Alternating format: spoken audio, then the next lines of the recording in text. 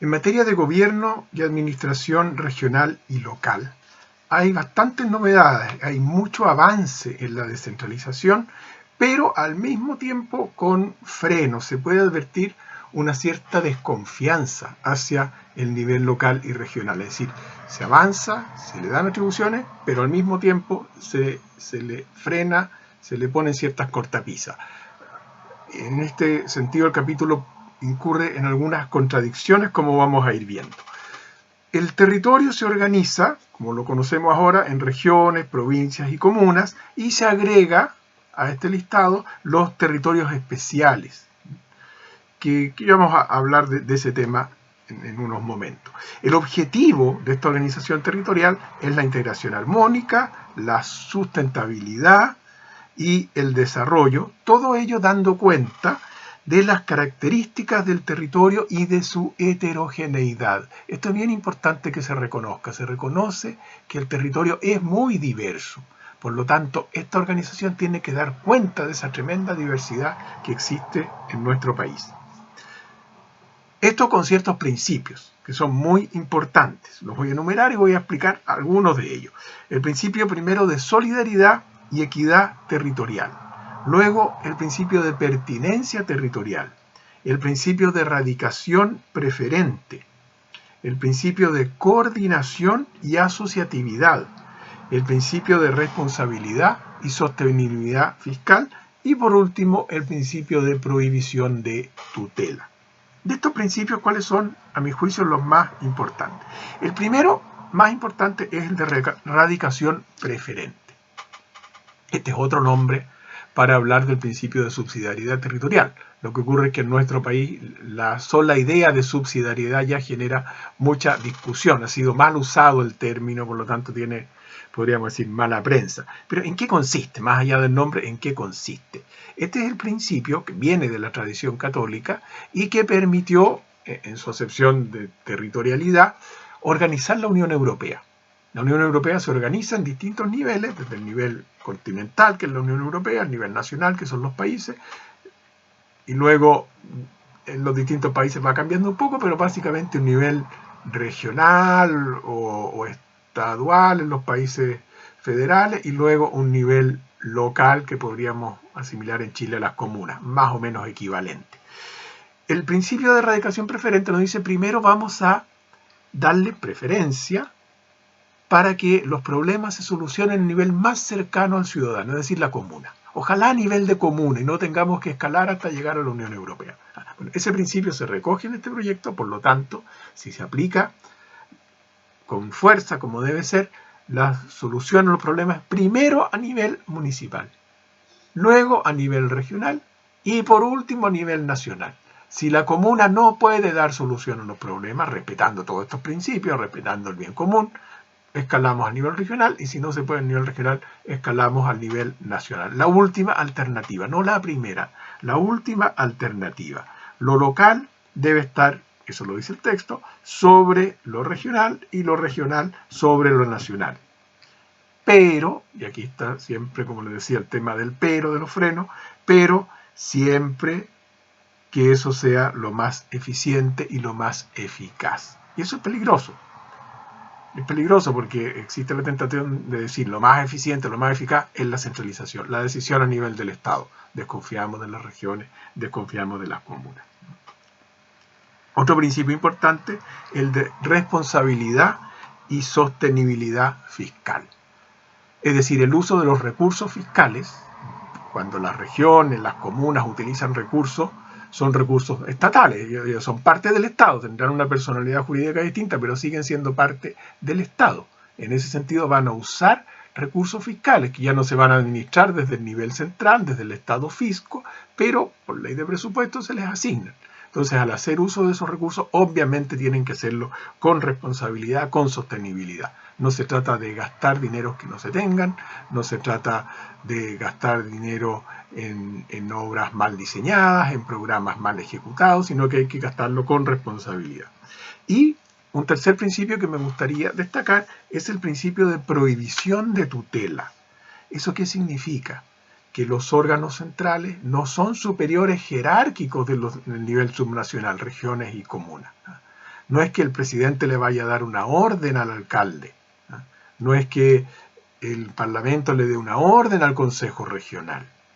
Cada uno dentro de su ámbito de competencia, pero a nivel central no es superior jerárquico, no lo tutela. Esa es la prohibición de tutela. No están sobre ellos para enmendar las decisiones que vayan tomando.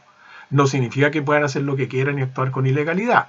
Si hay ilegalidades, obviamente habrá mecanismos de controles. Está la Contraloría, están los tribunales que obviamente van a ejercer sus funciones cuando corresponda.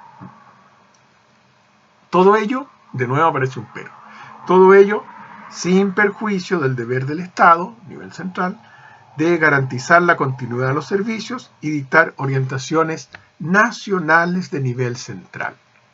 Eso se contradice con esta prohibición de tutela. Si está dictando orientaciones, podría estar la tentación del presidente, el ministro del Interior de turno, de empezar a dar instrucciones a los niveles subnacionales. Eso es peligroso. Hasta ahora no hemos hablado de las provincias. ¿Y por qué? Porque la verdad es que tienen mucho menor importancia. La provincia va a ser una división administrativa. Eso es tal cual como hoy día. La provincia hoy día es una división administrativa. No es una división para efectos del gobierno. No estamos hablando de órganos, vamos a hablar de los órganos que hay en las comunas, que hay en las regiones. No hay órganos a nivel de provincia.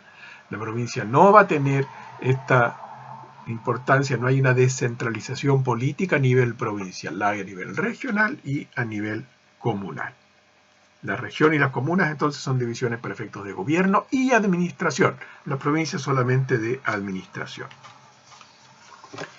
Se establecen algunos criterios para la creación o supresión, o uniones o fusiones de comunas, provincias, regiones, que deben estar establecidos en la ley. La ley establecerá los criterios objetivos, pero se dan algunos atisbos, algunas cuestiones que tiene que considerar la ley. ¿Qué es lo que tiene que considerar? Las características físicas y ambientales, el poblamiento, la identidad social, histórica y cultural, las condiciones para que puedan prestar servicios. Además, las provincias y comunas de una misma región se consideran que son complementarias entre sí. Si estamos dentro de una misma región, no importa que la región no pueda proveer todos los servicios, pero que una comuna no lo pueda proveer todo, pero si hay otra comuna en la misma región, se complementan entre sí. ¿no? Se complementan entre sí. Esos son criterios importantes. ¿Por qué digo que importante? Hasta ahora a veces la creación de regiones, sobre todo, obedece a cuestiones más bien demagógicas. Hay un grupo de gente que dice esto tiene que ser región, sin tener el tamaño, sin tener la capacidad, sin tener la fuerza productiva para poder ser región y cumplir con todas estas condiciones. Bueno, si la ley establece criterios objetivos, respetando estos que ya está dando la Constitución, debiera evitarse ese problema. Se establece la posibilidad de crear áreas metropolitanas, lo que me parece importantísimo. Las ciudades jurídicamente no existen. Es bien curioso esto. Jurídicamente las ciudades no existen. Lo que existen son las comunas, las provincias, las regiones. Pero hay muchos núcleos urbanos que incorporan varias comunas. Pensemos en Santiago, en lo que se denomina el Gran Valparaíso, el Gran Concepción, Temuco, Compadre Las Casas, y hay otros ejemplos más que son conurbaciones, 2, 3, 4 o muchísimas comunas, como en el caso de Santiago, que conforman una ciudad. Bueno, ¿quién gobierna? ¿Quién se hace cargo de coordinar esa ciudad? Nadie. Entonces pueden aparecer cuestiones, como lo observamos, hay una ciclovía que termina porque traspasamos el límite comunal. Pero las personas pueden seguir andando en bicicleta o necesitan seguir andando en bicicleta para trasladarse. O cuestiones de transporte público, de tráfico de las calles, de semaforización. Todo eso queda entregado a la buena voluntad en que se puedan coordinar entre una municipalidad y otra. No existe este concepto de ciudad hasta ahora. Con este proyecto se pueden crear áreas metropolitanas, ¿no? Y podrá designarse de ese modo, habrá que ver qué dice la ley, quién va a estar a cargo de esto. En otros países, por ejemplo, en Londres existe la idea de un alcalde mayor. Hay alcaldes por los distintos comunas, digámoslo en términos chilenos, y un alcalde mayor que se preocupa de la coordinación general. Algunos proponían que no se cree este alcalde mayor, sino que sea el mismo gobernador para no estar creando otros órganos innecesarios, pero esa idea en definitiva no prosperó. Lo importante es que sí se abre la posibilidad de crear estas áreas metropolitanas. Se menciona también acá el derecho de los pueblos indígenas, que ya está mencionado en otras partes de la Constitución, como lo hemos visto. El respeto y la promoción de los derechos de los pueblos indígenas en regiones y comunas que tengan evidentemente una presencia significativa, muy importante para la región de la Araucanía, por ejemplo. Una fuerte presencia mapuche, el gobierno regional tendría que hacerse cargo de ese tema al respetar, promover estos derechos. De hecho lo hace, pero ahora habrá un mandato constitucional para ello. Se establece que los órganos del Estado tienen el deber de colaborar, coordinar con el gobierno regional y con las municipalidades, evitando duplicidades de funciones. También muy importante, si estamos hablando de esta radicación preferente, de que se le va a dar más atribuciones, no se trata de que las atribuciones se ejerzan por la municipalidad, por el gobierno regional y por el nivel nacional. Tiene que haber una coordinación y evitar que 2, 3 organismos estén haciendo lo mismo. Por eso mismo se permite la asociación entre municipalidades y gobiernos regionales para poder facilitar esta coordinación. Los gobiernos regionales y las municipalidades tienen que ser oídos en la elaboración de planes de carácter nacional, de planes y programas de carácter nacional. Hay algo parecido en el capítulo sobre Congreso Nacional respecto de las leyes. Cuando las leyes se refieran a temas que tienen que ver con la labor de los municipios, de los gobiernos regionales, tendrá que ser oídos estos órganos a través de los respectivos consejos. Va a haber un consejo de alcaldes y un consejo de gobernadores que son los que tienen la voz para representarlo ante el Congreso. Ahora, ¿qué son estos consejos? Que son nuevos. El consejo de alcaldes, el consejo de gobernadores. Hoy no existe. O sea, todos los gobernadores se reúnen, todos los gobernadores de Chile y todos los alcaldes de una misma región. Conforman un consejo. A este consejo tiene que asistir el consejo de gobernadores por lo menos 2 veces al año el presidente de la República y al consejo de alcaldes por lo menos 2 veces al año el gobernador respectivo. Eso permite una mejor coordinación entre estos niveles, entre el nivel regional y nacional y entre el nivel local y el nivel regional. La estructura del gobierno regional se mantiene como la conocemos ahora, con un gobernador y un consejo regional, ambos órganos elegidos. Existe además, que no forma parte del gobierno regional, pero existe un representante del presidente de la República, tanto a nivel regional como a nivel comunal, tal como es ahora. Eso también ha sido objeto de alguna discusión.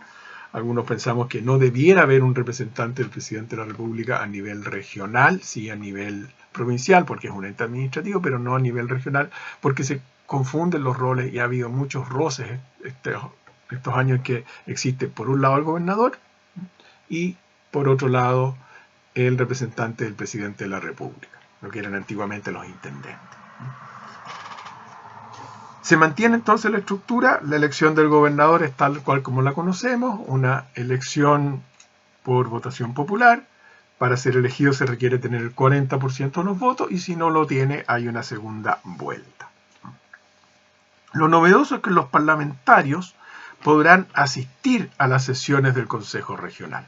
Pueden asistir a cualquier sesión, hacer uso de la palabra. No tienen derecho a voto, pero pueden hacer uso de la palabra.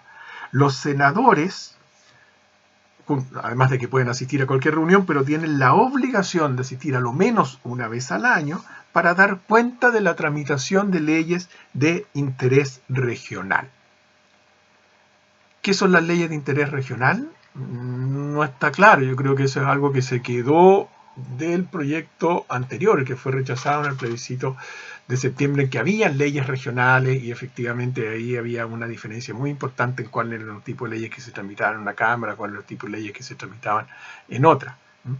Entonces esa es una nomenclatura que me da la impresión de que simplemente se quedó pegada, pero que hoy día no tendría mucho sentido. Podría interpretarse como las leyes que interesen a la región. Por supuesto, creo que esa debiese ser la interpretación que se les da. Pero de todas maneras, a mi juicio aquí hay una confusión de roles. Yo no creo que sea bueno que los senadores estén rindiendo cuentas de la tramitación de las leyes en el Consejo Regional, ni que los diputados y senadores asistan al Consejo Regional a opinar sobre cualquier tema. Podrán asistir a sesiones públicas como cualquier ciudadano, pero no tienen por qué hacer uso del derecho a voz en un órgano del que no forman parte. A nivel del gobierno local, es decir, la municipalidad, primera gran novedad, el nombre, gobierno local. Eso es una tremenda novedad. Hasta hoy día las municipalidades son órganos de administración. No existe el gobierno local, no hay órganos de gobierno en las comunas. Se crea entonces el gobierno local. La propuesta de la comisión experta le daba mucha más relevancia y efectivamente ese nombre tenía sentido. Después del paso por el Consejo Constitucional, la verdad que se diluyó y la municipalidad pierde muchas de las atribuciones que tenía en el proyecto, pero se conserva esta idea del gobierno. El esquema prácticamente se repite lo que es a nivel regional con lo que es a nivel local. Es más o menos parecido, lo que me parece positivo en ese sentido. Algunas diferencias.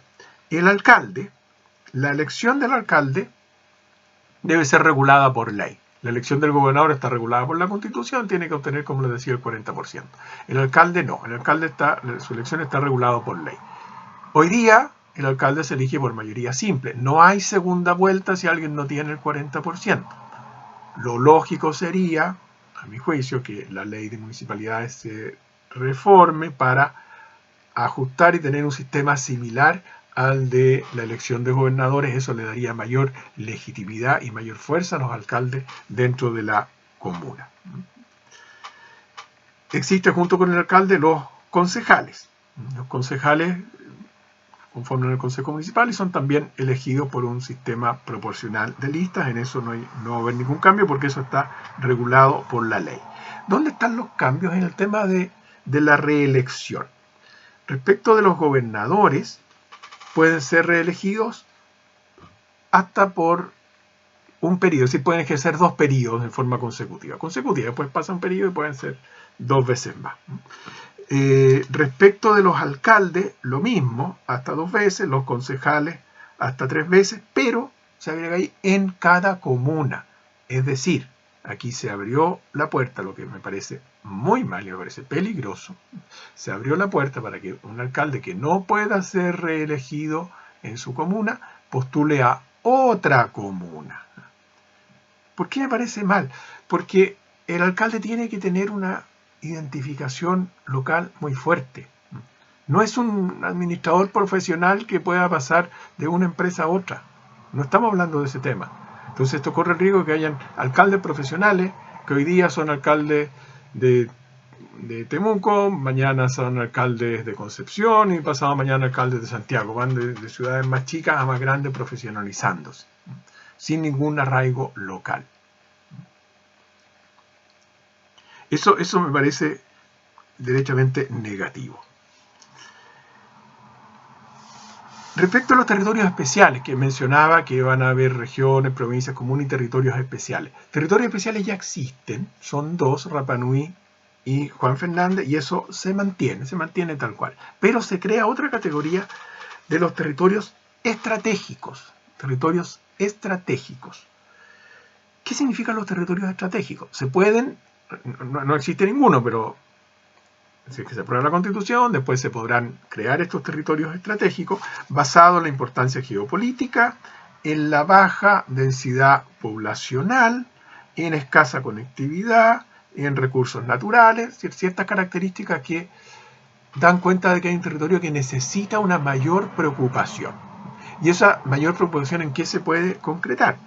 Si es que se crean territorios estratégicos, permitirá autorizar ciertos beneficios económicos e incentivos tributarios. Por ejemplo, una empresa que se instale ahí pagará menos impuestos. O se podrá entregar un bono para contratar personas que trabajen en esa localidad o en ese territorio. Pueden haber beneficios, pueden haber incentivos tributarios. Hay una referencia que hoy día no existe al territorio antártico, en que simplemente se remite a los tratados internacionales, lo que me parece positivo. En algún momento del proyecto habían referencias que pasaban por sobre el tratado antártico, que es el tratado que regula internacionalmente el estatuto de la Antártica, y eso hubiese sido muy complejo, muy complicado para las relaciones internacionales. Por tanto, quedó un párrafo que simplemente se remite a los tratados internacionales. Luego se refiere el proyecto a descentralización de la administración y a descentralización fiscal, que en el fondo vienen a cuajar todo esto que estamos viendo en algunas cuestiones más puntuales. La descentralización de la administración establece que habrán representantes, entre comillas, naturales del presidente de la República en las regiones y las provincias. Bueno, ya me referí al tema de que no debieran haber en las regiones, solo en las provincias, establece en ambos niveles, pero acá lo preocupante es que dice naturales. ¿Por qué es preocupante? No es natural que el presidente tenga representantes. Eso responde a un modelo de Estado, a un modelo fuertemente centralista que ahora está avanzando en espacios de descentralización. Pero no es natural. A futuro, digamos, cuando esto esté en estado de régimen, con gobiernos regionales potentes, con municipalidades fuertes, quizás los representantes del presidente de la República ya no se van a necesitar. Entonces no es natural que los tenga. Otro tema es la descentralización fiscal. Esto tiene que ver con los principios que mencionábamos hace un rato.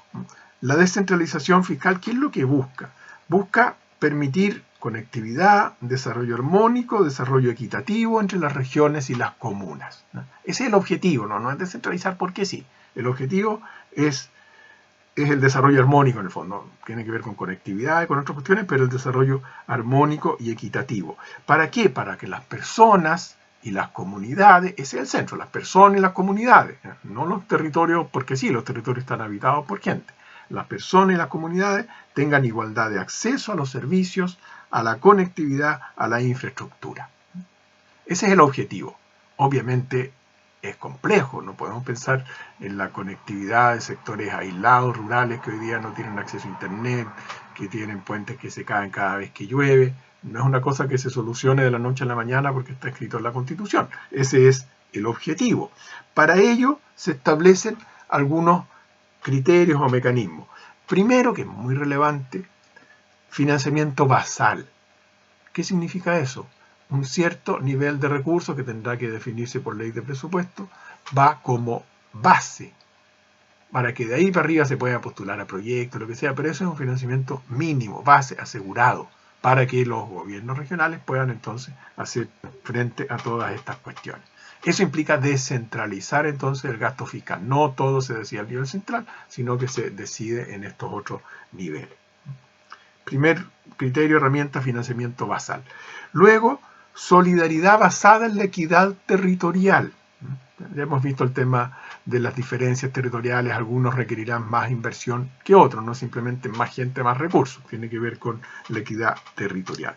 Y en tercer lugar, se consideran compensaciones por consecuencias ambientales, es decir, lo que hemos visto en los últimos años de las llamadas zonas de sacrificio. No es que se busque que existan zonas de sacrificio, pero cuando existan, que esto tiene efecto retroactivo, cuando existan deben, por tanto, ser compensadas de alguna manera. Ahora, todo esto podría ser todo este traspaso de competencias, todo este empoderamiento del nivel local, del nivel regional, sería letra muerta si se traspasan las funciones y punto. El traspaso de funciones tiene que ir acompañado del traspaso de las capacidades, ¿no? Y eso se garantiza, eso sí se garantiza. El traspaso de competencias tiene que ir acompañado de asistencia técnica, de personal y de financiamiento. Eso, a mi juicio, es clave para el éxito del proceso, porque está instalada una cierta desconfianza. Las municipalidades, las regiones no tienen la capacidad, ¿no? En las regiones no están los profesionales capacitados, ¿no? Hay un prejuicio que se ve desde Santiago hacia quienes trabajamos y quienes hacemos nuestra vida en regiones, como si tuviéramos menor capacidad para enfrentar estos desafíos. En parte, no es un tema de talentos, pero sí de capacidad en el sentido de que no existen los recursos, de que no existe la cantidad de gente con los estudios necesarios. Mucha de la gente, yo trabajo en una universidad acá, muchos de nuestros muy buenos alumnos se van a trabajar después, emigran y se van a trabajar a Santiago y no se quedan trabajando en sus respectivas comunidades. Bueno, si se hace frente a todo ello, las regiones, las comunas tendrán las capacidades para enfrentar estos desafíos.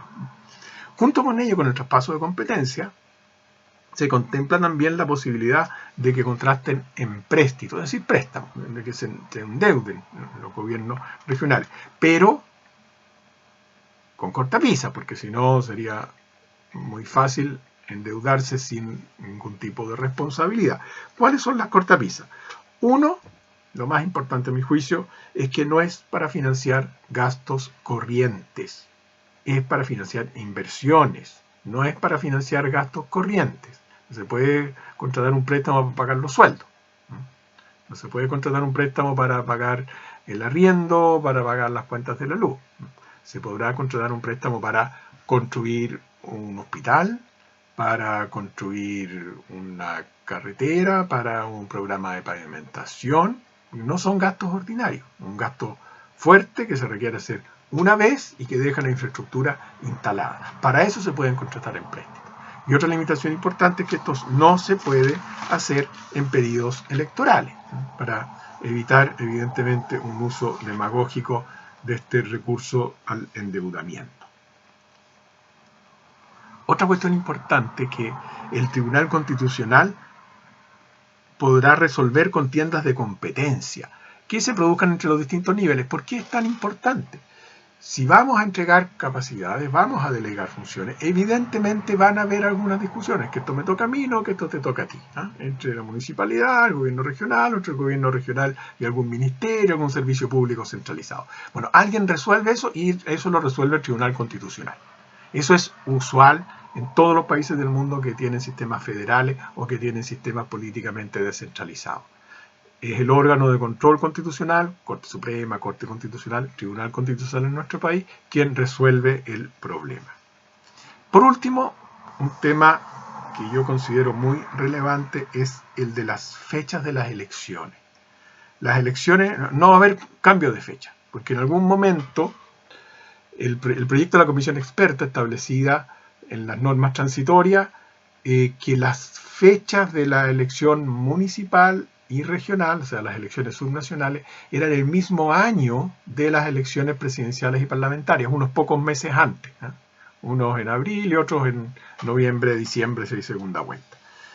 Bueno, eso era nefasto porque hubiese significado que el nivel local, las elecciones locales, hubiesen sido una suerte de previa para ensayar cómo nos va a ir después en las elecciones generales, que son las más importantes. Eso afortunadamente salió del texto y quedó como es hoy día. Es decir, son prácticamente un año antes. Un año antes, elecciones municipales, regionales, son en conjunto, luego a elecciones presidenciales parlamentarias y entre años más volvemos al ciclo municipales, nacionales y así. Lo ideal hubiese sido ciclos bien diferenciados cada 2 años, ¿no? Pero por lo menos no se logró eso, pero a lo menos no se echó a perder lo que ya existe. Ya hay un riesgo hoy día que las elecciones municipales sirven de prueba para las nacionales, pero hubiese sido mucho peor si es que estas se hacen en el mismo año.